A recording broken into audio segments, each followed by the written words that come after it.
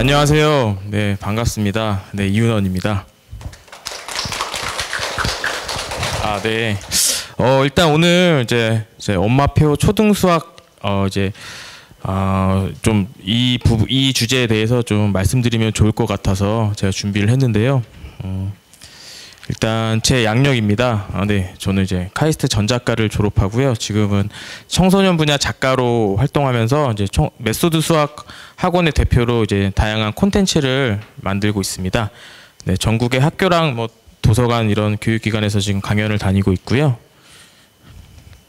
네, 제 저서는 이제 좀 대표작의 이제 청소년 수학 소설 수학 특성화 중학교라는 시리즈가 있고요. 그다음에 최근에 이제 출간한 공부법 소설 고스티처의 밀착가이라는 책도 있습니다. 네, 일단 제가 오늘은 제가 이제 실제로 아이들을 가르치고 그다음에 상담을 많이 하면서 이제 실제 경험하고 느꼈던 어떤 그런 현장의 모습을 좀 적나라하게 좀 말씀을 드리면서 좀 정말 실제적으로 필요한 어떤 또 도움이 되는 그런 말씀을 좀 드리려고 해요. 네, 일단 제가 먼저 이제 주목하고 싶은 점은요. 일단 저희가 이제 오늘 초등수학에 대한 얘기지만 이제 저희가 사실 초등학교 때부터 수학 공부를 열심히 하는 이유는 사실 그러니까 입시 수학의 결국 목표는 좋은 이제 대학에 이제 진학을 하는 거잖아요, 솔직히. 그래서 좋은 대학에 진학을 하기 위해서는 이제 결국 이제 고등 수학이 가장 중요한데 고등학교에 올라가서 이제 수학 점수를 어떻게 받냐, 그다음에 수능을 어떻게 보냐가 가장 중요할 것 같아요. 그래서 오늘은 이제 정말 이제 고등 수학에서 잘할 수 있는 어떤 그런 방법에 대해서 말씀을 드리려고 하는데, 그러니까 고등 수학의 지금 현실을 보면, 그러니까 일반적인 지금 고등학교의 이제 수학 평균을 보면 한 50점 정도 돼요. 네, 그러니까 뭐 일반적인 학교라고 생각하시면 되고요. 뭐 그러니까 좀 더 수학 문제가 어렵게 나오는 학교는 평균이 50도 안 되는 학교도 있고요. 그래서 보면 또 이제 점수 분포를 보면 이렇게 생겼어요. 그러니까 지금 이렇게 하위권의 학생들이 몰려 있고 또 이제 중위권의 학생들이 없고 그다음에 다시 상위권의 학생들이 몰려 있는 이런 형태로 이제 점수 분포가 나와요. 특히 수학은요. 그러니까 저희가 일반적으로는 평균 근처에 학생들이 많이 몰려 있어야 되는데 수학만 유독 이제 평균 쪽에 학생들이 없고 한 8, 90점 쪽에 학생들이 몰려 있고 한 3, 40점에 학생들이 몰려 있고 이런 이제 분포를 따라요. 학교 수학 내신도 그렇고요. 또 실제 수능 점수 분포를 봐도 수학은 그렇게 돼 있다는 걸 알 수 있어요. 그러니까 평균은 그 학생들이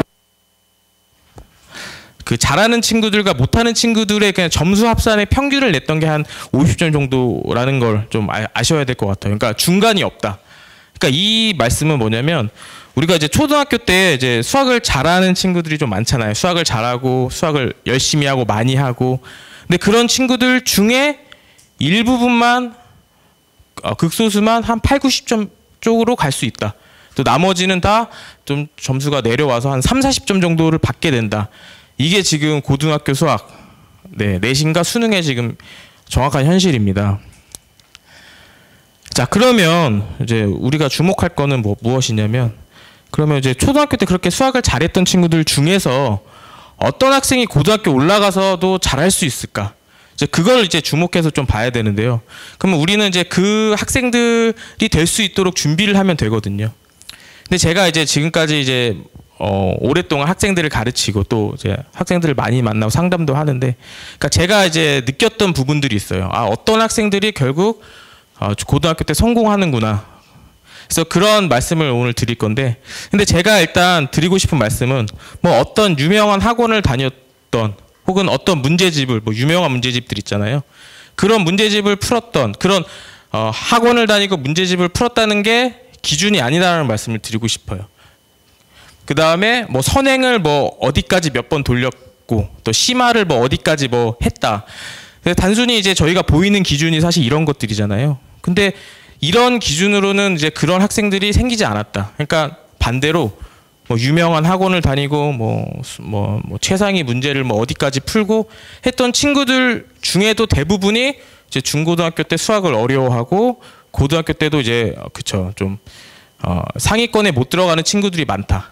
반대로 이제 그런 공부를 하지 않았던 친구들 중에서도 고등학교 때 상위권에 올라간 친구들이 생각보다 되게 많다.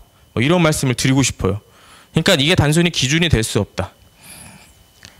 그러면 어떤 학생이 과연 고등학교 때 성공을 했느냐? 제가 봤었던 친구들 중, 자, 저는 이제 두 가지를 또 말씀을 드리고 있는데요. 첫 번째는 이제 자기 스스로 많은 양을 또 어려운 것까지 이제 혼자서 깊이 있게 습득할 수 있는 능력을 가진 친구, 이런 친구들, 그쵸. 그러니까 이거는 지금 뭐 어떤 학원을 잘 따라가고 어려운 거를 뭐 어디까지 풀었고 뭐 어떤 문제까지 내가 풀 수 있고, 이게 아니라, 그러니까 이런 겉으로 보이는 그런 기준이 아니라 어떻게 공부했냐, 이 어떻게에 저희가 집중을 해야 된다는 거거든요.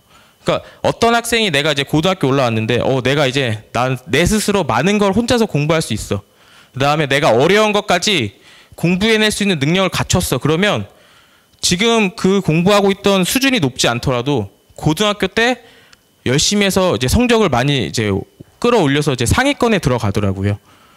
두 번째는 이제 문제 해결력이라고 하는 건데요. 그러니까 이제 고등학교 시험에 이제 출제될 변형 문제를 이제 그 자리에서 이제 새로운 문제죠. 그 자리에서 풀어낼 수 있는 능력이 있냐 없냐.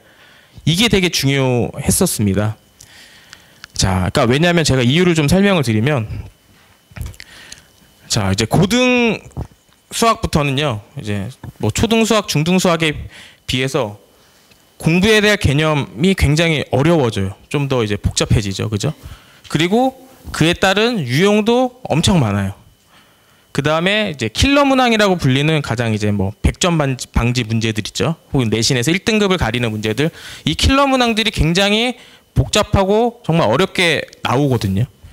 그러면 이렇게 어렵고 많은 양을 우리가 어떤 수업을 통해서, 누군가의 설명을 통해서 이걸 다 해결할 수 있을까를 생각해 봐야 돼요.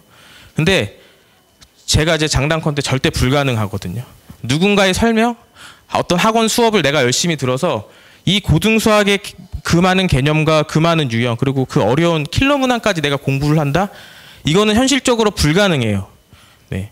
그러면 이런 것들을 결국 그러니까 학원의 뭐 도움을 받든 혹은 어떤 인강의 도움을 받든 누군가의 설명의 도움을 받을 수는 있지만 이게 전부가 될 수 없다. 그럼 결국 내가 그 많은 양을 하기 위해서는 혼자서 내가 이 어렵고 많고 한 것들을 혼자서 공부할 수 있는 능력이 돼야 된다. 그 능력이 있는 친구들만 고등학교 올라가서도 잘할 수 있다.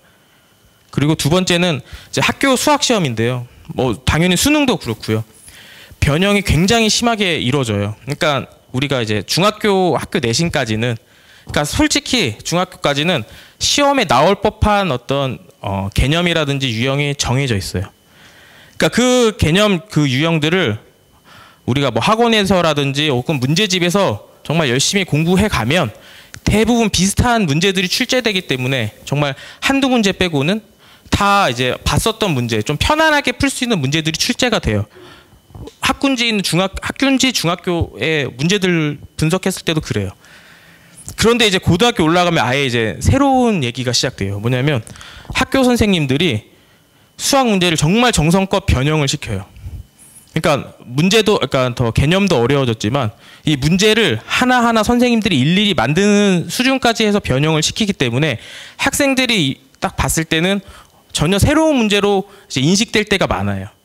그러면 이제 고등학교 시험은 이제 결국은 뭐냐면 그렇게 변형된 문제를 내가 그 자리에서, 그러니까 처음 본 문제를 누군가의 설명 없이 내가 내 스스로 풀 수 있는 능력이 있냐 없냐. 이건 내가 그 문제, 그 어떤 뭐 문제풀이를 공부해봤다, 이게 아니거든요. 그러니까 내가 딱 처음 문제 봤을 때 이거는 이런 조건을 이렇게 응용해서 이렇게 풀어보면서 내가 푸는 과정 속에서 좀 잘못된 부분이 있으면 그걸 또 수정해가면서 답까지 찾아갈 수 있는 능력, 이게 있어야지만 결국 고등수학에서 시험을 잘 보고 또 수능도 잘 볼 수 있거든요. 그러니까 이 두 가지 능력이 꼭 필요하다. 그래서 결국은 제가 이제 두 가지로 이제 요약을 하면, 결국은 자기주도 학습을 할 수 있냐 학생이, 두 번째는 이제 새로운 문제를 풀어낼 수 있는 문제 해결력을 갖췄냐, 이 두 가지에 저희가 초점을 맞춰야 된다는 겁니다. 그러니까 우리가 이제 초등 수학부터 이 두 가지를 잘할 수 있는 공부를 시켜야 된다는 게 제 오늘 이제 강연의 사실 이제 핵심이죠. 그러니까 이 두 가지 공부를 할 수 있도록 공부를 시키면 초등 수학은 성공이다. 막 어려운 학원을 다니고 뭐 어려운 뭐 많은 문제를 풀지 않더라도 이 두 가지만 학생이 차근차근 할 수 있게 만들어주면 학생이 제가 말씀드린 지금 수준이 막 높지 않더라도 결국은 단계별로 잘 성장해 가면서 고등학교 때 성공할 수 있다. 또 성공한 친구들의 특징이다. 이렇게 말씀을 드리고 싶습니다. 그럼 이제 조금 더 이제 구체적으로 이렇게 말씀을 드릴게요. 제가 오늘 하고 싶은 얘기를 이제 전체적으로 말씀을 드렸으니까요. 그러니까 그러면 이제 어떻게 하면 제가 말씀드린 이런 능력을 키울 수 있느냐? 이제 방법에 대한 얘기인데요. 자, 그러니까 제가 아까 말씀드린 자기주도 학습에 대한 얘기예요. 그러니까 학생 스스로 내가 새로운 개념을 공부할 수 있어야 되고 새로운 문제를 풀어볼 수 있어야 되고 또 모르면 내가 문제집의 어떤 설명이라든지 혹은 뭐 답안지의 설명 또 누군가 해설을 참고해서라도 내가 이걸 내 것으로 만들 수 있는 능력을 키우기 위해서는 저는 이제 개념 독학을 추천을 드려요. 그러니까 저는 초등부 친구들한테 이게 되게 중요하다고 얘기를 하거든요. 왜냐하면 이걸 할 수 있는 가장 좋은 시기예요. 왜냐하면 초등 수학은 비교적 좀 단순하고 쉽거든요. 그래서 이제 학생이 그러니까 예를 들어 처음 어떤 진도를 나갈 때 그러니까 선행이 될 수 있죠. 그죠? 처음 진도를 나갈 때 학생이 먼저 그냥 개념서의 개념을 읽는 거예요. 누군가의 설명 없이. 학생이 먼저 개념서의 개념을 읽고 또 그 개념서의 특징은 밑에 예제가 나오거든요. 왜냐하면 이 개념서는 개념을 설명하고 개념을 익히게 만들어주기 때문에 밑에 그러니까 위에 개념 설명이 나오고 밑에 이 개념에 대한 예제. 이 개념이 문제에 이렇게 적용될 수 있어. 그리고 혹은 이 문제에 적용되는 걸 통해서 이 개념이 어떤 의미인지 더 잘 파악할 수 있게 만들어줘요. 사실 이거는 중고등 모든 개념서의 특징인데요. 그래서 학생이 개념 설명을 읽고 밑에 예제를 통해서 이 개념이 어떤 의미구나를 파악하고 그 다음에 이제 익힌 그 개념을 실제로 옆에 있는 문제를 통해 이제 적용해보고 이 과정을 학생이 혼자서 스스로 해볼 수 있게 만들어주는 겁니다. 근데 이게 지금 일반적인 저희가 학원을 다닐 때 어떻게 하냐면 먼저 모든 처음 보는 개념을 다 선생님이 설명해 주죠. 그죠? 그럼 학생은 이건 이거구나 하고 받아들이는 위주의 공부를 해요. 그런데 그러니까 약간 저는 이제 능동적이지 못하다는 표현을 쓰는데 근데 이렇게 되면 이제 누군가의 설명을 내가 듣고 그냥 단순히 이건 이거구나 이건 이렇게 하면 되는구나에 이제 적응이 돼버리기 때문에 제가 말씀드린 내가 새로운 걸 공부하고 내 걸로 만드는 이런 게 연습이 좀 잘 되지 않아요. 그래서 저는 초등 수학 때는 이제 반드시 학생이 먼저 이런 과정을 거쳐서 개념을 먼저 내가 익혀보는 이런 시간을 가져야 된다. 근데 이제 좀 이러면 걱정이 될 수 있죠. 학생이 제대로 할 수 있을까요? 근데 이제 제가 초등부 학생들을 많이 가르쳐 봤는데 처음 할 때 조금 이제 좀 어려워하는 친구들이 있긴 한데 이걸 시키면서 옆에서 좀 도와주면 거의 다 해내요. 네, 거의 다 해내요. 그러니까 수준을 좀 맞춰주고 하면 되고요. 그 다음에 실제로 이제 초등부는 학원을 안 보내고 이제 홈스쿨하는 친구들이 많잖아요. 근데 홈스쿨하는 친구들의 또 잘하는 친구들의 대부분은 어머니께서 먼저 설명해 주지 않으세요. 근데 학생 보고 개념서 좀 유명한 개념서들 있죠. 디딤돌 뭐 기본 응용 딱 주면서 네가 한번 이거 읽고 문제를 풀어봐. 그러면 학생의 개념을 정독하면서 읽겠죠. 하고 예제를 통해서 이게 이거구나 하고 풀고 그다음에 채점은 좀 어머니들이 해주시는 경우가 많고요. 채점하고 틀린 거 있으면 다시 풀어봐. 그리고 다시 학생이 이제 풀고 안 되는 거는 어머니랑 같이 좀 이제 좀 질문을 해가면서 다시 풀면서 채점을 하고 이런 식으로 나가는 이제 집이 되게 많거든요. 그러니까 사실 저도 이제 이게 되나 이게 사실 좀 걱정이 처음에 됐었어요. 제가 처음에 이제 지도 이렇게 할 때. 근데 대부분의 학생이 할 수 있다. 초등 수학은. 그래서 이제 제가 그런 확신을 좀 드리고요. 그래서 이런 어떤 공부를 꼭 해봐야 된다. 초등부 때 이렇게 말씀을 드리고 싶습니다. 그리고 이제 문제풀이도 마찬가지인데요. 제가 아까 두 번째 말씀드린 문제 해결력. 새로운 문제를 봤을 때 내가 그 자리에서 문제의 조건을 잘 활용해서 이렇게 저렇게 풀까 고민을 해가면서 이렇게 답까지 찾아가는 그런 능력. 이제 그런 문제 해결력을 또 키워주기 위해선 또 우리가 단순히 설명을 듣는 방식으로는 이게 잘 안 돼요. 그러니까 예를 들어서 어떤 문제, 이제 일반적인 이제 강의식 수업에 이제 어떤 순서를 보면 개념 설명이 끝난 다음에는 이제 관련된 문제를 풀어주죠, 그죠? 이 문제는 이제 이렇게 풀면 돼. 그래서 학생들이 보면서 어떻게 하냐면 학생들은 이 문제는 이렇게 풀면 되는구나를 또 파악해요. 그래서 이제 어떻게 하냐면 이제 그 비슷한 문제가 나오면 아까 설명 들었던 그 방식을 그대로 갖다 풀죠. 그죠? 근데 이게 이렇게 공부해서는 학생이 먼저 이렇게 내가 이걸 어떻게 풀어야 될까 고민하는 그 과정이 빠져 있기 때문에 제가 아까 말씀드린 문제 해결력을 키우기 위한 그 과정이 약간 연습이 되지 않아요. 그래서 저는 이제 초등부를 지도할 때 또 어떻게 하냐면 무조건 수학 문제도 먼저 풀어보기. 네. 개념서든 유형서든 심화서든 학생이 먼저 문제를 풀고 생각할 시간을 충분히 갖게 하고 그 다음에 제가 도와주는 그런 방식으로 지도를 또 하고 있거든요. 근데 이렇게 해야지 학생이 이제 이제 내가 이 새로운 문제를 풀기 위해서 내가 어떤 지금 노력을 좀 해야 되는구나 이런 것들을 파악할 수 있는 시간을 또 가질 수 있거든요.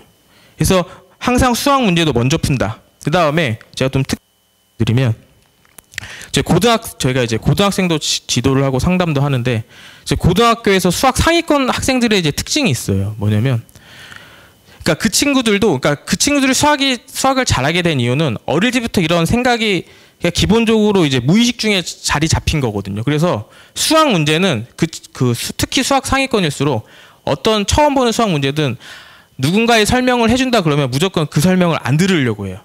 문제는 내가 풀어야지. 이게 기본적으로 자리 잡힌 거예요. 그래서 이제 고등학교의 상위권 친구들을 가르치다 보면 수학 문제를 딱 이제 제가 이제 개념 설명이 끝나고 혹은 좀 응용된 문제를 풀 때 설명을 하려고 하면 학생들이 다 머리를 내려요. 그러니까 내 설명은 안 듣고 자기들이 풀겠다 이거죠. 그러면서 이제 근데 저는 이제 사실 제가 학생 때도 저도 그랬거든요. 저도 한번 수학 그 문제풀이를 누군가 설명을 먼저 들으려고 하지 않고 저도 문제를 풀려고 하네 그러면 저로 이제 머리를 숙이고 제가 먼저 풀기 시작했죠. 혹은 그 이제 집에서 이제 예습으로 풀어온다거나 그 전 쉬는 시간에 푼다거나. 왜냐하면 수학 문제는 누가 먼저 푸는 걸 봐서는 도움이 안 되는 걸 알거든요. 내가 이 수학 문제를 풀 수 있다 없다가 중요한 게 아니거든요. 그러니까 예를 들어서 저희가 이제 초등부는 특히 이제 심화서라고 하면 뭐 최상위 수학 이런 문제집으로 이제 문제풀이를 하잖아요. 그러면 이제 선생님이 최상위 이제 그 있는 문제를 풀어주고 학생이 보고 그래서 이제 학생이 그거를 이제 파악한다는 느낌으로 공부를 좀 하거든요, 사실. 근데 그게 도움이 되지 않아요. 왜냐하면 그 최상위 수학에 있는 그 문제를 풀 수 있으면 뭐가 좋은데? 그거 풀고 못 풀고가 뭐가 중요한데? 지금 그 문제가 수능에 나오고 뭐 학교 내신에 나오고 이런 게 아니잖아요. 그러니까 우리는 그 문제를 풀면서 얻어야 되는 건 이 문제를 풀 수 있어가 아니고 이 문제를 풀기 위해서 내가 어떤 생각을 어떻게 해봐야 돼 이거거든요. 그래서 내가 이게 잘 안 되면 이건 이렇게 풀어가는 걸 연습을 해야 되는구나를 배워야 되는 게 더 중요한 거거든요. 그래서 다시 한번 좀 말씀을 정리하면 수학 문제는 반드시 학생이 먼저 풀어보도록 시켜야 한다. 그래서 이제 그 과정에서 얻는 게 가장 중요한 문제 해결력을 키우는 연습이 된다. 이렇게 좀 말씀을 드리고 싶어요. 자, 그러면 이게 또 잘 되려면 제가 말씀드린 공부를 잘 할 수 있으려면 결국은 학생 수준에 맞는, 그러니까 저는 이제 제가 생각하는 교육 철학은 학생 수준에 맞는 이제 교재로 혹은 수준으로 단계별로 성장해야 된다는 게 제 이제 철학이거든요. 그러니까 이게 왜냐하면 저는 이제 자기주도 학습을 강조하고 그다음에 그러니까 저희 선생님이라든지 이제 도와줄 수 있는 사람들의 역할은 학생이 먼저 하고 학생이 이제 주도적으로 해나가는 과정에서 필요한 도움을 준다. 혹은 방향을 설정해 준다. 그리고 학생이 좀 잘못 공부하고 있을 때 그걸 교정해 준다라는 의미지 내가 이 학생을 1부터 100까지를 다 어떤 방향을 끌고 간다는 사실 될 수가 없어요. 학생이 안 해버리면 사실 끝이거든요. 그러니까 학생이 할 수 있게 유도하면서 중간중간 정말 이제 학생이 이제 길을 못 잡을 때 좀 잡아주고 또 어려워할 때 딱 그 적합한 설명을 해주고 이런 식의 어떤 교육이 좀 필요한 시기인데 특히 초등은 그러려면 일단 학생한테 도움이 되는 학생 수준에 맞는 왜냐하면 학생이 공부를 해야 되는데 내가 너무 이게 어렵거나 혹은 쉽거나 하면 제가 말씀드린 그런 게 연습이 안 되거든요. 내가 내 거를 이제 그러니까 약간 도전한다는 식으로 공부를 해야 되는데 내가 이게 좀 어렵네 생각하면서 내 걸로 만들어야지 이런 공부가 안 되기 때문에 너무 어려우면 포기를 해버리기 때문에 그러니까 저는 이제 교육은 특히 수학은 계단식으로 특히 올라가야 된다고 봐요. 올라가서 내가 이 정도 수준까지는 할 수 있어. 이제 좀 확인이 됐을 때 그 다음 단계로 도전하고, 그게 아이들의 수학 정서에도 좋거든요. 그러니까 정복하는 기분이죠. 아, 내가 이 정도는 이제 풀 수 있구나. 그러면 이제 어제 내가 이 정도 할 수 있으니까 다음 단계의 도전을 좀, 또 도전 욕구를 또 자극할 수 있고, 그럼 다음 단계를 또 해보자. 사실 이제 그런 식으로 올라가야지 가장 안정적인 수학 실력이 갖춰진다라는 말씀을 드리고 싶은데요. 그래서 이제 학생한테 맞는, 학생 수준에 맞는 이제 문제집으로 혹은 교재로 단계별로 올라갈 수 있도록 해야 된다. 그래서 이제 제가 추천드리는 이제 수학 문제집을 좀 정리를 해봤어요. 네, 그러니까 처음 개념 공부할 때는 저는 이제 주로 이 세 개의 책을 써요. 뭐냐면 처음에 이제 그러니까 좀 오해의 소지가 있어서 말씀드리면, 이 세 개의 문제집이 가장 좋아요가 아니라 이 세 개의 문제집이, 그러니까 제가 생각했던 어떤 그런 방향, 개념서의 가장 중요한 이제 특징은 개념 설명이 잘 되어 있고, 예제를 통해서 개념을 공부할 수 있게 주어주고, 그다음에 좀 단계별 문제의 어떤 난이도가 좀 이제 잘 들어있는, 그러니까 너무 쉽거나 어렵거나가 아니라 골고루 난이도가 좀 배치되어 있는 그런 책들을 좀 이제 저는 선정해서 하는데요. 개념서로는 특히 이제 그러니까 여러분들 왼쪽이랑 오른쪽에 있으면, 왼쪽에 있는 게 좀 수학을 어려워하는 친구들, 그리고 오른쪽으로 갈수록 조금 이제 수학을 잘하는 친구들한테 추천하는 책입니다. 그렇게 생각해 주시면 되고요. 그래서 그렇죠. 그러니까 좀 수학을 어려워한다면 개념서론 저는 이제 신사고 개념센 추천드리고요. 그 다음에는 이제 가운데 건 이제 비상의 이제 개념 플러스 유형의 응용 파워라는 문제집인데요. 이게 라이트라는 책도 있는데, 그 책 말고 저는 응용 파워, 그러니까 라이트를 할 바에는 그냥 개념센을 하는 게 좋고, 그 다음에 이제 응용 파워는 뭐냐면 여기에 개념편도 있고 유형편도 있거든요. 여기에 있는 개념편을 좀 하는 게 좋다. 그 다음에 수학을 좀 잘하는 친구들은 이제 초등수학 기본 응용을 좀 바로 디딤돌이죠. 다 아시죠, 그죠? 요걸 하면 좋고. 그 다음에 이제 제가 쓰는 유형 문제집인데요. 제가 쓰는 유형 문제집은 이제 또 왼쪽에서부터 오른쪽으로 조금 이제 난이도가 올라간다 생각해 주시면 되는데, 이제 신사고 라이트센이랑 여기는 아까 말씀드린 비상 개념 유형의 이제 유형편. 아까 이제 이 책이 두 권으로 있는데, 개념편은 이제 앞에 개념편으로 써주시면 되고, 개념 공부할 때 유형편을 유형 문제 풀 때 써주시면 좋은데, 그 다음에 그쵸. 그래서 센 C단계까지. 그러니까 저는 그렇게 생각해요. 우리가 이제 어떤 문제집을 풀 때, 뭐 특히 뭐 최상위 S 이런 거 풀 때, 뭐 맨 마지막은 안 풀어요. 뭐 어려워서 뭐 최상위 풀 때 맨 마지막은 또 안 풀어, 이런 친구들 많잖아요. 근데 저는 그런 그러니까 그렇게 문제집을 풀 바에는 그 문제집은 안 맞는 거라고 생각을 해요. 왜냐하면 그 맨 뒤에 있는 그 부분이 제일 문제가 좋기도 하거든요. 그 부분을 풀려고 앞부분 공부를 한 건데, 그 앞만 공부하려고 그 문제집을 푼다? 그럴 거면 더 그 수준의 더 좋은 문제들이 수록된 다른 문제집을 푸는 게 낫다고 생각을 해서, 저는 그렇게 푸는 건 사실 추천드리진 않거든요. 그래서 유형 문제집을 저는 이렇게 추천드리고, 그 다음에 마지막 심화 문제집은, 그러니까 심화 문제집은 특히 더 어려운 문제집들이 많은데, 그러니까 저는 아까도 말씀드린 걸 통해서 좀 아셨을 것 같은데, 저는 초등 수학에서 그렇게 수학 공부를 너무 어려운 것까지 하는 걸 사실 이제 좋게 생각하지 않거든요. 그래서 제가 생각하는 적정한 이제 심화서는 이렇게 세 권입니다. 이제 맨 왼쪽부터 또 오른쪽이 좀 어려워지는 순서인데요. 저는 문제 해결의 길잡이 원리, 이게 심화서 입문으로 저는 제일 좋다고 생각하고요. 그다음에 이제 이 가운데 건 비상의 이제 최상위 수학 탑인데요. 이게 이제 문해길 저거랑 최상위 수학 한 중간 정도의 난이도를 갖고 있고, 또 이제 문해길을 좀 잘 푸는 친구들이 다음 단계로 넘어가기 좋아요. 그다음에 이제 바로 이제 제일 좀 어려운 심화서로 생각하는 초등 수학은 최상위 수학입니다. 그러니까 아까 말씀드린 것처럼 이 부분에 어떤 부분이 어려워서 좀 못 풀고 넘어가야 된다고 하면, 저는 이 문제집을 그냥 풀지 말고 다른 이제 예를 들어서 최상위 수학이 다 못 풀고 너무 어려우면 최상위 탑을 풀어보든지, 이런 식으로 좀 학생 수준에 그러니까 학생 수준에 맞다는 건 뭐냐면 학생이 도전하려고 하는, 그러니까 뭐 약간의 투정은 어쩔 수 없어요. 어려워요. 이 정도에서 흔들리시면 안 되는데, 이게 보시면 아시잖아요. 학생이 진짜 하나도 손을 못 댄다거나, 혹은 너무 어려워서 너무 좌절만 한다거나, 그럼 그건 도전이 안 되고 있는 상태거든요. 그러면 그럴 바에는 수준을 낮춰서 학생한테 좀 도전하고 학생이 의욕을 갖고 좀 어느 정도 풀 수 있는 문제집을 좀 추천을 드린다. 그래서 제가 이제 추천드리는 이제 문제집은 이렇게 세 권입니다. 그래서 제가 이제 말씀드린 이 문제집을 제가 아까 말씀드린 이제 학생 수준에 맞게 나가면 좋은데, 저는 일단 한 과정당 문제집 2권 정도는 좀 필수로 생각해요. 2권.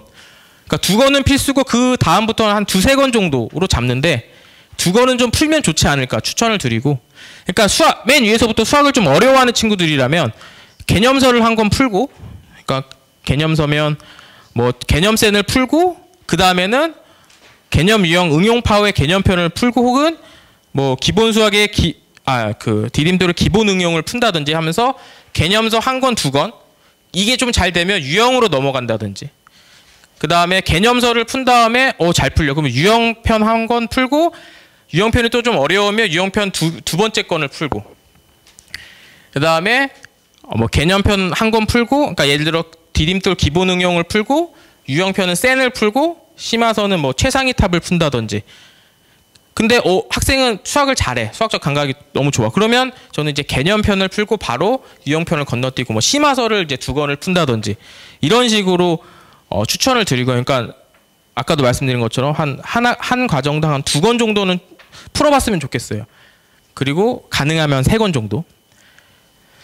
그리고 이제 근데 이제 저는 이제 그런 거를 또 추천드리지 않아요. 그러니까 제가 요즘에 제가 인스타를 시작한 지 얼마 안 되는데 재밌더라고요. 보면 피드들이.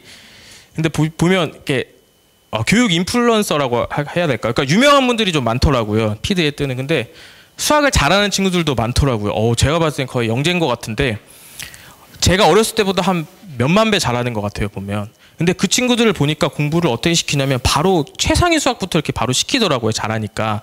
왜냐면 최상위 수학도 해도 돼요. 왜냐면 그 최상위 수학 보시면 아시겠지만 앞에 개념이 나와 있어요. 그러면 그 개념을 보고 학생이 이제 똑똑하고 잘하니까 바로 이제 문제를 풀고 또 잘하던데, 그러니까 저는 이제 그런 식의 공부를 추천드리지 않는 게, 제가 아까 말씀드린 개념 독학을 하면서 얻어야 되는 그런 연습해야 되는 과정들이 있는데, 그러려면 개념 설명이 좀 잘 구체적으로 좀 나와 있고 좀 잘 나와 있는 책을 읽으면서 그 과정이 연습이 되는 건데, 최상위 수학 앞에 있는 그 개념 부분은 요약이 된 개념이거든요. 그러면 그것만 가지고 제가 생각하는 수준의 개념 공부가 되게 어려워요. 그래서 저는 좀 단계별로 그냥 개념서는 개념 설명이 잘 되어 있고 예제를 통해서 공부할 수 있는 그냥 개념서 1권 풀고, 그 다음에 바로 심화서를 넘어가는 게 낫지 않을까, 이렇게 좀 말씀을 드리고 싶습니다. 네. 그리고 이제 학원 병행인데, 이건 뭐냐면, 그러니까 제가 아까 말씀드린 아까 2가지, 자기주도 학습이랑 문제 해결력을 키우기 위해서는 결국 저는 이제 자기가 혼자 공부하는 걸 지금 강조하고 있어요. 내가 개념 독학을 하고 그 다음에 어떤 문제든 내가 먼저 풀어봐야 된다. 근데 이제 학원을 다니는 친구들이 많잖아요, 사실. 특히 이제 고학년이 되면 특히 좀 유명한 학원을 보내면 정말 숙제량이 어마어마하거든요. 그러면 그거를 해내려면 사실 내가 내 스스로 공부를 할 수 있는 시간이 사실 현실적으로 좀 부족해요.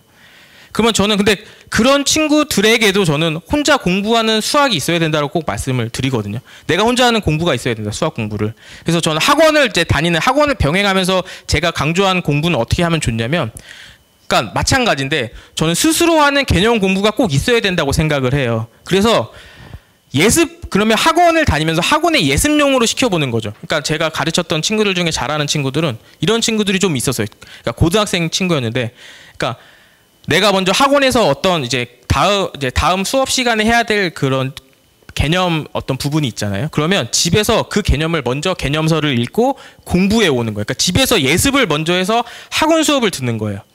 그러면 제가 원했던 어떤 개념 공부를 혼자 하는 게 이루어진 거거든요. 그러니까 그렇게 개념 공부를 혼자서 하든지 학원을 다니면서, 혹은 이제 학원에서 나간 그 개념 부분을 혼자서 또 개념서를 갖고 다시 읽으면서 복습용으로 개념 공부를 해보든지, 혹은 이제 선행, 학원에서 예를 들어서 4학년 2학기 과정이 개념 설명은 끝났고 이제 문제풀이 심화를 푼다면 혼자 스스로 5학년 1학기 거 선행을 내가 그 개념서를 또 하나 사서 개념서를 공부해가면서 푸는 과정을 한번 거치든, 그러니까 이런 식으로 혼자 하는 어떤 개념 공부를 좀 갖춰야 된다, 학원을 다니더라도. 그리고 이제 또 2번째는 또 저는 이제 학원 수준의 문제집을 또 혼자 풀어봤으면 좋겠다.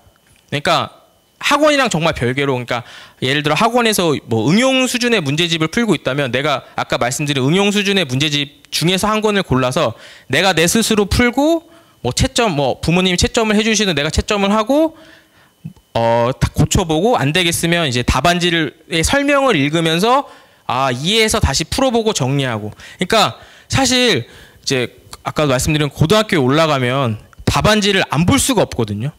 왜냐하면 내가 수많은 문제를 풀어봐야 되는데 이거를 모르겠다고 다 가서 학원에서 설명을 들을 수 없고 인강을 찾아볼 수 없거든요. 그럼 결국은 내가 해설지를 보고 해설에 있는 그 이제 설명을 이해하고 그걸 이용해서 문제를 풀어야 되는데, 근데 어머니들께서도 아실 거예요. 답안지 해설을 보면 그게 막 설명하는 것처럼, 말로 설명하는 것처럼 구체적으로 설명이 안 되어 있어요. 그러니까 약간 생략해서 나오는 부분들이 있거든요. 그러면 그거를 내가 그 중간에 생략된 거를 내가 스스로 이해해서 채워 넣어가면서 이해를 해야 돼요. 근데 그것도 미리 준비를 안 하고 고등학교 때 바로 하려면 그게 또 잘 안 되거든요.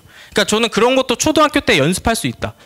그러니까 학생이 답안지를 보고 베끼는 건 안 되는데, 이거는 못하게 해야 되지만, 학생이 어려워해서 궁금한 점들은 답안지 해설을 한번 읽어보게 하고 이해를 한 다음에 뭐 나한테 설명해봐 하면서 확인을 해볼 수 있겠죠.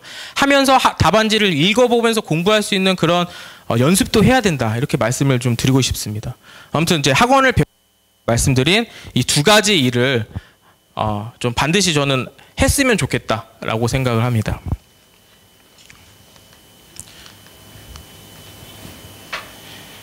네, 그래서 제가 이제 또 제가 생각하는 이제 중고등수학의 경쟁력, 그러니까 이게 무슨 말씀이냐면요. 그러니까 저는 이제 초등학교는 이제 중고등 수학을 잘하기 위해서 공부해야 되는, 연습해야 되는 그런 과정인데, 뭐 중고등 수학에서 약간 수학 경쟁력이 있는 친구들이 있거든요. 그러니까 그러니까 초등 수준이 그렇게 뛰어나진 않지만 이 친구는 중학교, 고등학교 올라와서 또 공부를 열심히 했을 때 경쟁력을 갖추고 또 고등학교에서는 1등급을 도전하는 그런 친구들이 있는데, 그런 친구들이 초등학교 때 어느 정도 수준의 문제풀이를 하나 제가 좀 이제 생각해보고 살펴보면, 아까 말씀드린 문제 해결의 길잡이 원리라는 책이 있어요.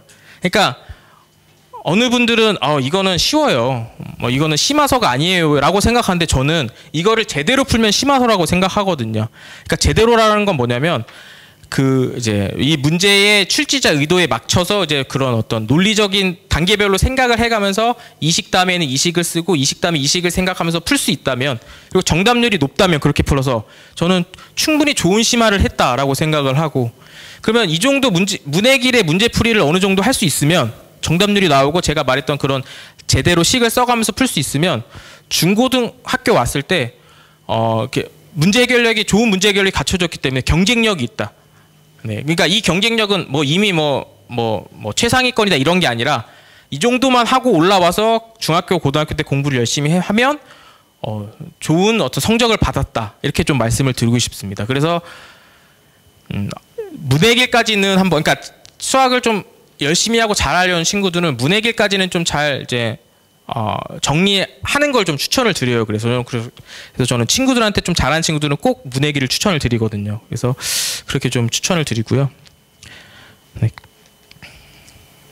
네. 그리고 제가 이렇게 많이 좀 말씀을 드렸지만, 제가 이렇게 말씀을 드려도 저는 초등수학에서 가장 중요한 건 공부 태도와 정서라고 생각을 해요. 그러니까 이게 가장 중요해요. 자, 그러니까 제가 상담도 많이 하고, 저는 이제 작가로서 이제 이렇게 학생들을 많이 만나서 상담하면서 이제 아이들의 어떤 마음이라든지 이런 것들을 좀 많이 파악하려고 노력도 하거든요. 학부모님들 상담도 좀 많이 하고요. 그러면 의외로 이제 수학 어떤 정서가 많이 이제 망가진, 좀 무너진 친구들을 많이 봐요. 그러니까 수학이 너무 어려워, 이런 거죠. 수학이 너무 어렵고 난 수학을 못하는 것 같아. 그리고 이제 그렇게 되면 이제 뭐가 오냐면 번아웃이 와요. 그러니까 그냥 수학을 이제 공부를 조금만 시켜도 안 하려고 해. 지쳤거든요, 이미 그런 과정에서. 그러면 그렇게 중학교 올라오면 사실은 이제 미래는 없어요. 그러니까 저는 어떻게 생각을 하냐면, 자, 지금 수학을 잘하는 친구들은 걱정이 많이 없을 텐데, 수학을 어려워하거나 수학적 그런 능력이 많이 뛰어나지 않은 것 같은 친구들이 있을 거예요. 근데 저는 이제 이걸 되게 조심스럽게 이제 접근해야 되는데, 저도 처음에 제가 학생들을 이제 지도하면서 이제 저도 사람인지라 그런 게 보이잖아요. 이 친구는 이제 고등학교 때 잘할 것 같아.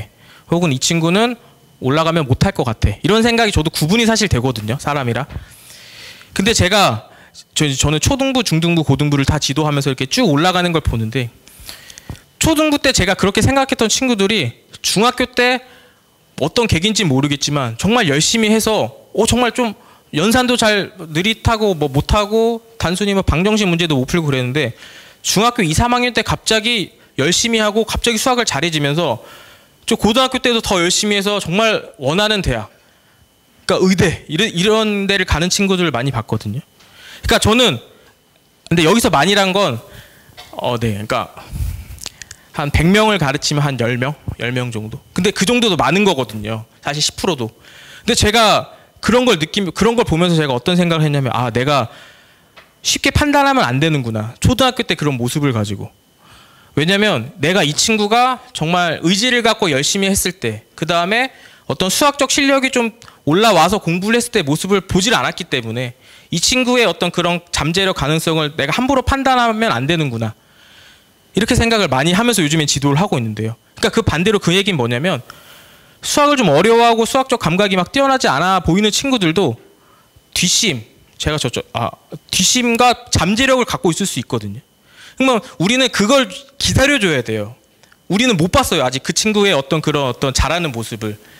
그렇기 때문에 이제 저희는 이제 그런 모습을 기다려줘야 되는데 그러면 그런 모습이 나오기 위해서는 일단은 수학을 공부하는 태도라든지 정서가 무너지면 안 돼요. 꾸준히 하는 상태에서 그게 올라갈 수 있는 거지 이미 나는 수학을 못해. 수학은 어렵고 하기 싫어가 마음 잡힌 상태에서는 그런 변화는 일어나지 않거든요. 그래서 그렇기 때문에 우리는 이런 초등수학은 특히 태도랑 정서를 가장 중요하게 생각해야 된다. 그러니까 제가 아까 말씀드린 무리한 로드맵, 학생들한테 두려움과 좌절, 그다음 번아웃을 일으킨다. 그러니까 우리는 사실 제일 열심히 해야 될 때는 고등학교 때예요. 고등학교 때는 정말 열심히 해야 돼요. 정말 잠도 줄여가고 해야 되는데 그건 고등학교 때 그렇게 해야 되는데 초등학교 때부터 막 숙제 해간다고 막 새벽 1, 2시까지 잠도 안 자고 주말에는 놀러 가지도 않고 책상에 앞에서 공부만 계속 하다 보면요. 우리도 회사 다니면서 번아웃이 걸리잖아요. 근데 아이들은 더 심하거든요. 그러면 이미 그 친구들은 이미 지칠 대로 지쳤기 때문에 중학교, 고등학교 때 열심히 하려는 그런 어떤 에너지가 생기지가 않거든요. 그러니까 저희는 그거를 좀 조심해야 돼요. 그러니까 제가 이제 가르쳤던 수학을 또 잘했던 친구들의 부모님들 중에서 제가 이제 수학을 잘 하니까 저도 욕심이 나죠. 얘한테 요거만 더 공부시키면 얘는 더 잘할 것 같아. 요거만 더 풀게 하면 더 잘할 것 같아. 그래서 저도 그런 친구들한테 더 욕심을 내거든요. 한번 시키다 보면 부모님들한테 피드백이 와요. 그쵸. 그러니까 이미 먼저 위에 뭐 형이라든지 오빠를 길러본 사람일 거예요. 이렇게 하면 고등학교 때 지칠 것 같아요. 좀 이제 템포를 조절하면서 공부하고 싶어요. 라고 말씀을 저한테 먼저 했어요. 저는 그 얘기를 들으면서 제가 이제 반성하죠. 내가 또 욕심을 냈구나. 사실 그 얘기가 저도 맞다고 생각하거든요. 그러니까 저는 초등학교 때는 그런 어떤 번아웃도 좀 조심해야 된다. 이렇게 좀 말씀을 드리고 싶습니다. 네, 그리고 이제 초등 수학은 연산이 또 중요하잖아요. 그러니까 저는 연산을 3가지 용도로 써요. 첫 번째는 선행 목적으로 쓰는데 뭐냐면 우리가 이제 예를 들어서 이제 뭐 개념 선행을 나갈 때 저는 개념 선행을 나가기 전에 그냥 그 선행 목적으로 연산을 할 수 있게 만들어주면 선행 나갈 때 조금 더 효과가 있거든요. 어떤 효과냐면 우리가 선행을 나갈 때 우리가 좀 더 집중하고 주목해야 되는 건 뭐냐면 이 개념이 어떤 의미이고 그래서 문제에 어떻게 활용되고 이런 것들을 조금 더 집중하면서 공부를 해야 되는데 근데 이제 연산도 해야 되니까 연산 연습도 해야 되니까 이게 집중이 이제 그것만 되는 게 아니고 연산을 해야 하는데도 이제 에너지가 쓰이잖아요. 그러면 제가 원했던 그런 어떤 개념에 대한 어떤 이해가 공부하는데 이제 좀 집중이 덜하기 때문에 오히려 그냥 선행 목적으로 연산을 해서 연산을 할 수 있게 만든 다음에 개념을 공부하면 내가 연산을 할 수 있으니까 이제 조금 더 개념에 집중할 수 있거든요. 그러면 더 효과가 있더라고요. 제가 원했던 방향으로 친구들이 더 공부를 해주고. 그래서 선행 목적으로 연산을 쓰거나 혹은 친구들 중에 보면 좀 간단한 연산인데도 빨리 못하는 친구들이 있어요. 정확하게 못하는 친구들이 있는데 이런 친구들은 연산책을 그냥 푸는 게 나아요. 연산이 빨리빨리 안 되면 중고등학교 때 반드시 이제 좀 어렵거든요. 그러니까 왜냐면 이제 수학 문제가 어려워질수록 우리는 이제 연산을 빨리 해서 내가 이 생각이 맞는지 안 맞는지를 체크해야 돼요. 아, 이렇게 해가지고 내가 원하는 게 나오나? 혹은 이렇게 하면 이렇게 뭐가 나오나? 근데 연산이 느리면 그 과정을 빨리 할 수 없기 때문에 문제 푸는데 또 정확도가 떨어지고 속도도 안 나고 또 생각할 시간도 부족하거든요. 그래서 저는 초등학교 때는 연산이 어느 정도는 갖춰진 상태로 중학교에 꼭 진학을 해야 된다. 그래서 신속하고 정확하지 않다면 저는 연산책을 꼭 풀 수 있도록 이렇게 지도를 하고요. 그 다음에 저는 이제 또 수학을 좀 이제 수학적 감각이 있는 친구들은 저는 연산을 하지 않아요. 왜냐하면 개념서만 해도 충분해요. 왜냐하면 개념서에 보면 연산을 연습할 수 있는 그런 어떤 공간들이 다 있거든요. 그러면 그것들을 공부하면서도 충분히 연산 연습이 되고 그런 친구들은 더 하는 것 자체가 오히려 시간 낭비예요. 반복된 어떤 일을 하는 거기 때문에 더 지루해하기도 하고요. 그래서 수학을 좀 잘하는 친구들은 그냥 개념서만으로 좀 충분하다. 그러니까 굳이 시킬 필요 없다. 이렇게 좀 말씀을 드리고 싶습니다. 그다음에 이제 사고력 수학. 이제 초등부는 이제 뭐 사고력 학원도 있고, 그쵸, 유명한 곳들도 있죠. 뭐 유명한 뭐 문제집들도 있는데, 그러니까 제가 생각하는 사고력은 저는 한 초등학교 2학년 과정까지가 사고력 수학을 그냥 하기에 적절한 시기가 아닌가. 그 초등학교 3학년부터는 저는 교과가 더 훨씬 중요하다, 중심이 돼야 된다. 사고력보다는 좀 교과의 어떤 개념을 이해하고 이걸 활용해서 문제 풀어보고, 그리고 이제 또 수학을 좀 잘하는 친구들은 어차피 심화 과정을 하게 되면 심화 과정의 문제들 속에 어떤 사고력 수학에서 어차피 사고력 수학에서 다루는 어떤 그런 내용들이 좀 많이 나와요. 그러니까 굳이 사고력 수학을 초등 고학년까지 갈 필요가 없다라고 저는 생각을 하는데, 근데 하면 좋긴 해요. 네. 아, 저도 그건 알아요. 하면 좋아요. 왜냐면 이제 특목중이라고 하죠. 그런 학교의 뭐 입학 시험이라든지 내신을 보면 사고력 수학을 하고 간 친구들이 좀 도움이 되긴 해요. 그러니까 그래서 저는 이제 여유와 의지가 있는 친구들은 시키자. 네, 그러니까 조금 애매하긴 한데 좀 다시 한번 정리하면, 그러니까 제 생각이 다 맞진 않지만 제 생각은 초등학교 2학년까지 사고력 수학을 하는 건 오케이. 그리고 초등학교 3학년부터는 교과 중심으로 좀 계획을 세웠으면 좋겠다. 교과 중심의 응용 심화 문제를 풀 때 사고력 수학에서 다루는 내용들이 나온다. 그런데 사고력 수학은 하면 도움이 되긴 한다. 특히 이제 특목 중학교, 그죠?를 가려는 친구들. 근데 그 친구들도 여유와 의지가 있을 때, 그러니까 학생이 저는 싫으면 저는 안 시켜야 된다고 생각해요. 저는 학생이 원치 않아. 그러면 사고력 수학이든 경시대회든 저는 안 시키거든요. 그래서 학생이 의지가 있고 한번 해볼래요. 이런 친구들이죠. 한번 해보고 싶어요. 또 여유가 있어. 교과를 공부를 하는데 이미 심화서도 잘 풀고 하니까 더 하길 원하잖아요. 그러면 그때 좀 시키면 좋겠다라고 말씀을 드리고, 또 문제집도 제가 말씀드려요. 1031이랑 최상위 사고력이 좋거든요. 그래서 이것들을 좀 추천을 드립니다. 네, 그리고 네, 이 말씀을 드릴게요. 이제 제가 이제 고등수학에 대한 말씀만 좀 드리는데, 중등수학을 또 올라가면 이제 중학교는 학교 내신을 보죠, 시험. 그럼 보면, 그러니까 초등학교 때까지 막 학원 다니면서 선행 막 중학교 몇 학년 것까지 뭐 A급으로 뭐 몇 번 돌리고 했던 친구들도 많은데, 또 그죠? 또 초등부는 최상위 수학까지 다 했고, 그런데 학교 시험에서 80점도 못 받는 친구들이 또 있어요. 이건 말이 안 되거든요. 그 정도 문제집을 그렇게 했다는 것 자체는 사실 수준이 굉장히 높은 거거든요. 근데 그렇게 했는데도 학교 시험에서 80점도 못 받는 친구들이 많다. 굉장히는 뺄게요. 굉장히는 고등학교 때부터 좀 쓰려고 하거든요. 그러니까 많다. 그러니까 그렇다면 이 얘기는 뭐냐면, 선행하고 심화했다고 중학교 수학을 잘하는 건 아니다. 아까 제가 말씀드렸죠. 뭘 했다고 잘하는 게 아니야. 내가 이거 문제집 풀었어. 내가 이제 이 문제 풀 수 있어. 이게 기준이 되는 게 아니다. 내가 나 중학교 3학년 내용까지 다 알아. 나 뭐 어떤 계산도 다 할 수 있어.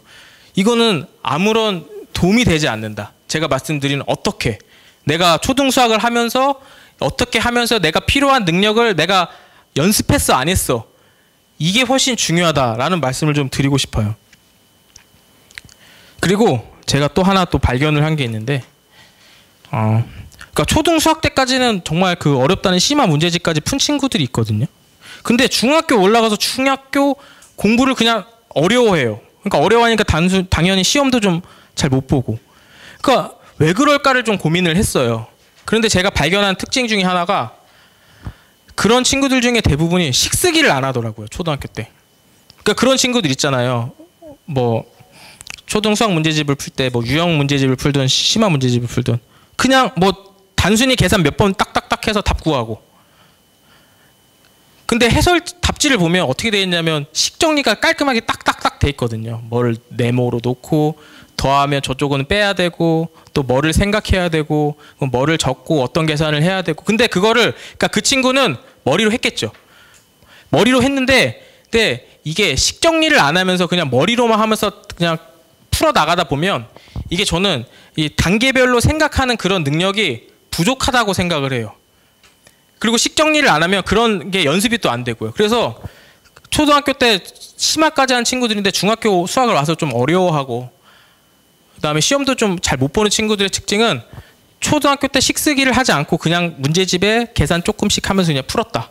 그러면요 중학교 올라오면 계산도 똑바로 못해요. 왜냐하면 중학교 와서는 이제 방정식도 풀어야 돼요. 방정식은 식 정리해가면서 풀어야 되잖아요. 아래로 이렇게. 그리고 이제 단순히 이제 유리수 계산도 어려워해요. 식 정리를 안 하고 풀면. 그러니까 초등학교 때까지는 사실 자연수에 막 덧셈 뺄셈 곱하기 나누기니까 이거 머리로 돼요. 근데 이제 분수 나오고 그다음에 방정식 나오고 뭐 이항 나오고 뭐 곱하고 뭐 인수분해 곱셈공식 이러고 하면서 절대 머리로 안 되고 식 정리를 좀 해가야 되거든요. 근데 초등학교 때 그걸 연습 안 했던 친구는 곧 중학교 와서도 안 하더라고요. 안 하려고 그래요. 제가 시켰죠. 시켰는데도 안 하려고 그래요. 근데 초등학교 때 그걸 그냥 자연스럽게 받아들이고 했던 친구들은 중학교 와서도 자연스럽게 그걸 해요. 그래서 식 쓰는 게 중요하다. 초등 수학에서. 그리고 식 쓰는 게 잘 안 되면 특히 어려운 문제일수록 단계별 접근을 못 해요. 그래서 제가 이제 추천드리는 건 답지처럼 쓰면서 푸는 걸 추천을 드리거든요. 그래서 그 친구, 그러니까 제 이제 초등 수학에서 이제 뭐 유형 문제집이든 심화 문제집 보면 답지에 보면 식 정리가 되어 있는 것들인데 그거를 그냥 따라 써보는 거예요. 풀 수 있어도. 그러니까 따라 쓰면서 이렇게 식 정리를 하면서 푸는 거야. 그러니까 식 정리를 공부하는 거죠. 왜냐하면 식 정리를 어떻게 하는지 몰라서 못하는 친구들도 있거든요. 답지처럼 식 정리 이렇게 하면서 푸는구나를 연습을 해서 다음에 그 비슷한 문제를 풀 때 이렇게 풀 수 있도록. 근데 사실 초등 수학이 그러니까 모든 문제가 이렇게 식을 쓰면서 풀기 좋은 문제는 아니에요.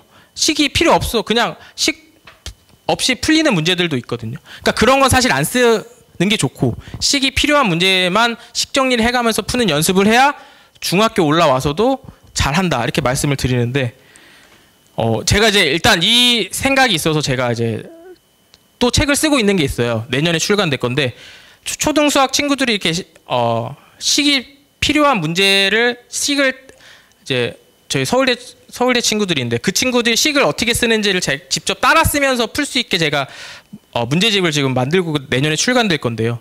네, 네. 깜짝 홍보였습니다. 아무튼 그것들을 한번 좀 참고해도 좋을 것 같아요. 자, 이게 저희 학원에 초등학교 4학년 친구가 식 쓰면서 푸는 거를 제가 한번 했거든요. 보시면, 그러니까 이 친구는 제가 안 시켜도 식을 쓰면서 풀더라고요, 처음에. 그리고 제가 이제 조금만 방법만 좀 더 도와줬죠. 근데 이렇게 풀려고 하는 친구가 굉장히 드물 거예요. 거의 없어요. 초등부 친구들 중. 왜냐하면 이렇게 안 풀어도 계산, 저런 거 안 써도 계산 몇 번 하면 나오는 문제들이거든요. 근데 그 친구는 꼭 이렇게 내가 어떤 계산을 거쳤는지를 써가면서 풀어요. 오답도 마찬가지고요. 자, 이렇게 풀면 뭐냐면 일단은 논리적으로 내가 어떻게 단계별로 생각했는지가 나오기 때문에 수학 실력이 당연히 높아지고요. 그 다음에 이런 걸 잘해놓으면 중학교 올라가서 하는 그런 방정식, 부등식, 뭐 연립방정식 이런 어떤 식계산도 당연히 좀 쉽게 잘할 수 있고요. 그래서 이런 과정을 좀 초등부 때부터 연습을 해야 된다. 그러니까 우리 아이가 뭐 어려운 심화 문제집을 풀어요.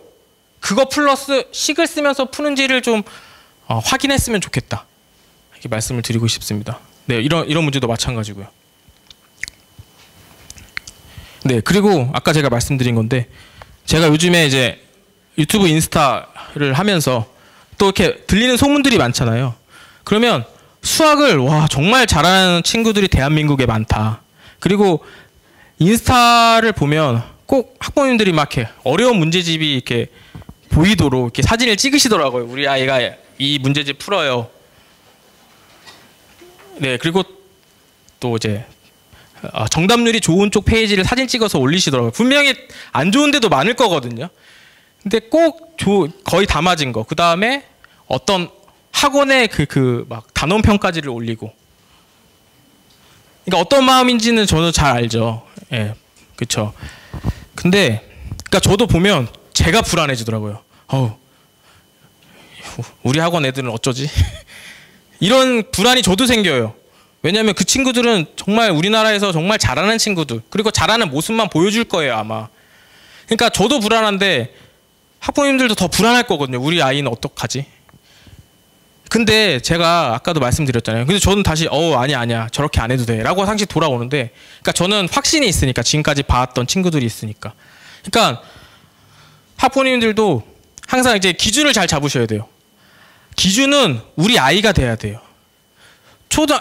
제가 이제 그분들한테 뭐 악담하는 건 아닌데, 초등학교 때 그렇게 공부했어도 고등학교 때 다 잘하는 거 아니거든요. 그러면 성적 분포가 제가 지어낸 것도 아니고 이렇게 나올 리가 없어요. 우리나라에 초등부 친구들이 얼마나 잘하는 친구들이 많은데요. 그리고 이렇게 한번 생각해 보세요.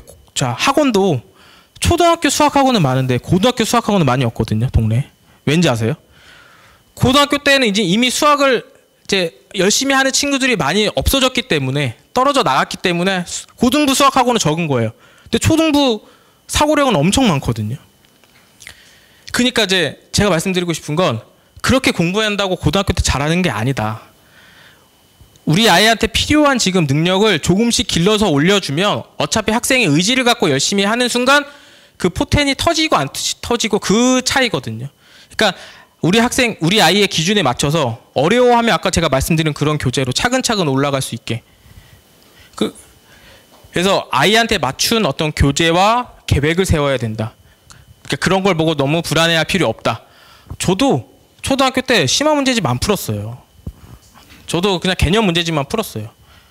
근데 중학교 대신에 저는 이제 제대로 공부했죠. 생각을 많이 해가면서 제가 말씀드린 내가 내 공부를 할 수 있는 시스템을 만들어서 고등학교 올라가서 정말 열심히 했어요. 정말 이렇게 막 방학 동안에는 독서실에 이제 뭐 새벽부터 가서 밤늦게까지 공부하고 오고, 수학만 그렇게 했죠. 저희 때는 수학할 게 더 많았거든요. 아시겠지만. 그래서 그렇게 했더니 성적이 나왔어요. 그러니까 나중에 열심히 하면 잘할 수 있는 사람으로 만들어줘야지, 초등학교 때 많이 해가지고 나중에 잘해야지라는 생각을, 저는 이제 그건 옳지 않고 되지도 않는다라는 말씀을 꼭 드리고 싶습니다. 아까 말씀드린 뒷심과 잠재력, 이 단어를 꼭 기억하셔야 돼요. 왜냐하면 저희 지금 못한다고 나중에 못하는 거 아니거든요.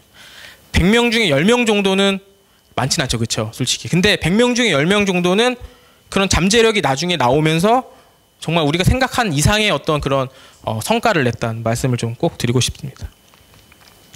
네, 그리고 제가 또 꼭 이런 말씀 드리고 싶어요. 막 유명한 학원, 또 유명한 문제집, 근데 아이가 다 못하고 너무 버거워한다, 겨우겨우 억지로 따라간다, 이거 보면 아시잖아요, 그죠? 점수가 학원에서 뭐 단원 그죠, 뭐 월말 평가 이런 거 보거나 뭐 이렇게 반 이동할 때 시험 보잖아요. 근데 점수가 계속 안 좋다, 좀 떨어진다, 그러면 이거 신호거든요. 지금 학생한테 맞지 않는다는 신호예요. 그러니까 제가 말씀드릴게요. 이런 학원, 이런 문제집을 풀 수 있는 친구들은 어떤 모습이냐면요, 그냥 할 수 있는 게 딱 그냥 어렵게 않게 느껴져요. 좀 아까도 말씀드린 투정은 부려요. 어려워요, 하기 싫어요란 말은 하지만 시켜보면 얘가 어떻게 이렇게까지 할 수 있지가 그냥 느껴질 정도로 그냥 할 수 있는 친구들이 있어요. 그런 친구들이 맞거든요. 그러니까 그런 친구들은 하면 저는 도움이 돼요. 도움이 된다고 생각해요. 하길 원하고요, 사실 저는. 그러니까 그런 친구들은 하는 게 맞고, 근데 그렇지 않는 친구들은 딱 보면 또 아시잖아요. 버거워하고 힘들어하고 그다음에 억지로 따라간다는 느낌이 들면 그건 따라가고 있는 게 아니에요. 여유 있게 해야지 하고 있는 거예요. 그래서 그 친구들은 이제 좀 공부 계획을 다시 한번 조정할 필요가 있다. 왜냐면 전 아이들이 너무 힘들어하는 모습을 많이 봤거든요. 그러니까 제가 제일 듣기 싫어하는 말이 뭐냐면, 초등학생이 와가지고 저한테 저 수학 못해요, 수학 너무 어려워요. 이거 왜 해야 돼요? 그러니까 저는 이 말이 지금 초등학생 그 친구의 어떤 심리 상태가 어느 정도인지를 느껴지거든요. 그러니까 수학을 그냥 하는 친구들은요, 왜를 안 붙여요. 그냥 시키면 그냥 할 만하니까 해요. 그러니까 그게 그냥 지금 잘 따라가고 있는 상태거든요. 그래서 그런 친구들이 너무 저는 이제 볼 때마다 가슴이 아파서, 그래서 이제 만약 그런 신호가 보인다면 한번 정말 꼭 재설정할 필요가 있다 말씀을 드리고 싶습니다. 중요한 건 고등학교고 뒷심과 잠재력을 생각해야 된다. 네, 그리고 수학이 어려운 친구들이라면 비슷한 맥락인데, 저는 일단 그러니까 이게 수학이란 게 왜 이게 어렵다고 좀 쉬었다가 또 하면 안 되냐면, 이 수학이란 게 전 과정이 발전이 돼서 다음 과정을 배우고 이게 또 발전돼서 다음 과정을 배우고 이게 고등학교 때까지 거의 한 과정처럼 쭉 연결되어 있거든요. 그러니까 지금 좀 힘들어한다고 이걸 쉬어버리면, 아예 쉬어버리면, 이걸 모르면 나중에 걸 내가 이제 중학교 한 3학년 때 돼서 나 정말 열심히 할래요. 그러면 뭐 다른 과목은 제가 전문가가 아니니까 잘 모르겠지만 수학은 안 돼요. 왜냐면 수학은 그 전 과정을 모르면, 내가 분수의 계산을 못 하는데 그걸 어떻게 해요? 내가 이 앞에 개념에 대해서 거의 잘 모르는데. 그렇기 때문에 이제 나중에 열심히 하려고 의지를 가져도 안 된다, 수학은. 그러니까 지금 힘들더라도 우리가, 저는 개념만이라도 좀 잘 이끌어 나가자. 개념, 그러니까 초등부니까 연산까지죠. 개념과 연산까지만 좀 이 정도만, 그래, 어려운 거 막 응용 문제 안 풀어도 좋아. 심화 문제 안 풀어도 좋아. 근데 지금 너 학년 때 이 개념을 배우고 이 개념으로는 이런 문제들, 이런 개념 문제들을 풀 수 있어. 이것만 좀 꾸준히 하고 넘어가도 나중에 학생이 의지를 갖고 열심히 했을 때 크게 문제되지 않아요. 문제 해결력은 그때부터 열심히 해서 키우면 되는 거고요. 그 다음에 그래서 저는 교과서 좀 중요하다고 생각하는데, 교과서만 풀 수 있어도 저는 오케이거든요, 사실. 어려운 친구들이라면. 전 중학교 과정도 마찬가지고요. 그래서 일단은 교과서만 좀 정확하게 풀 수 있도록 도와주자. 그 다음에 개념서, 그 다음에 초등수학은 연산까지도. 그래서 이렇게 좀 수학을 어려워한다면 이렇게 좀 이끌어주는 게 좋다. 네, 뭐 결국 이거죠. 저는 이제 심화랑 선행을 막 한다고 수학을 절대 잘하는 게 아니다. 이런 환상을 버리세요. 수학을 많이 해서 잘하려고 하지 않고, 수학을 내가 수학 실력을 잘 높여놔서 고등학교 때 잘하려는 생각을 가져야 되고요. 그리고 이건 진짜 진리인데요.